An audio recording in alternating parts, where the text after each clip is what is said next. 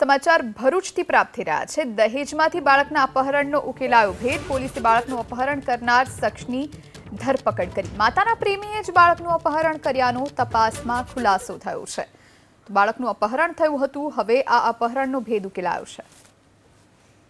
ગઈકાલે વહેલી સવારે ભરૂચ જિલ્લાના દહેજ પોલીસ સ્ટેશનમાં એક ફરિયાદીબેન સરિતા દેવીએ આવીને પોતાની ફરિયાદ હકીકત જાહેર કરેલી કે પોતાને 2 વર્ષનો એક દીકરો છે અને એક અનિલ નામનો ઈસમ પોતાના દીકરાને પોતાની જાણ બહાર અપહરણ કરીને લઈ ગયેલો છે એવી ફરિયાદ હકીકત જણાવતા દહેજ પોલીસ સ્ટેશનના પોલીસ ઇન્સ્પેક્ટર શ્રી એસપી ઝાલાએ બનાવની ગંભીરતાપૂર્વક નોંધ લઈ પોલીસ સ્ટેશનની જુદી જુદી પોલીસના માણસોની ટીમો બનાવેલી અને આરોપીની શોધખોળ માટે મોકલી દેવામાં આવેલી।